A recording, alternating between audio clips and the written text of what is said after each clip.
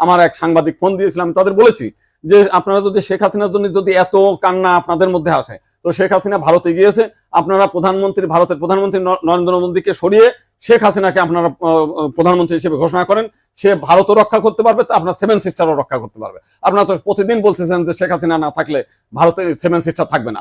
আমি অ্যাডভোকেট গোবিন্দ প্রামাণিক, মহাসচিব, বাংলাদেশ জাতীয় হিন্দু মহাজোট। গতকাল বিকালে শেখ হাসিনার পদত্যাগের পরে এদেশের হিন্দু সম্প্রদায় মনে করেছিল যে তাদের উপর বিশাল একটা হামলা, লুটপাট, অগ্নিসংযোগের ঘটনা ঘটবে।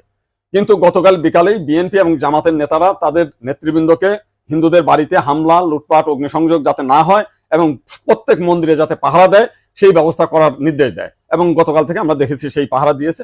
সাধারণভাবে হিন্দুদের উপরে বড় কোনো মন্দিরে কোনো হামলার ঘটনা ঘটে নাই।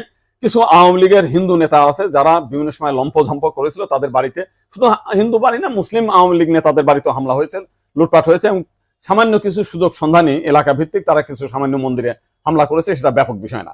কিন্তু আমরা দেখলাম যে ভারতের রিপাবলিক এইটাকে নিয়ে ব্যাপকভাবে রিউমার ছড়াচ্ছে, নানান কিছু মিলে উদ্ভট কথাবার্তা বলছে।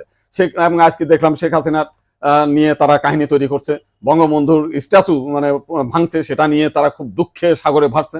আমার এক সাংবাদিক ফোন দিয়েছিলাম, তাদের বলেছি যে আপনারা যদি শেখ হাসিনার জন্য যদি এত কান্না আপনাদের মধ্যে আসে, তো শেখ হাসিনা ভারতে গিয়েছে, আপনারা ভারতের প্রধানমন্ত্রী নরেন্দ্র মোদীকে সরিয়ে শেখ হাসিনাকে আপনারা প্রধানমন্ত্রী হিসেবে ঘোষণা করেন, সে ভারতও রক্ষা করতে পারবে, আপনার সেভেন সিস্টারও রক্ষা করতে পারবে। আপনারা তো প্রতিদিন বলতেছেন যে শেখ হাসিনা না থাকলে ভারতে সেভেন সিস্টার থাকবে না। তো এইবার আপনাদের একটা বিশাল সুযোগ আছে, আপনারা শেখ হাসিনাকে ভারতের প্রধানমন্ত্রী করেন।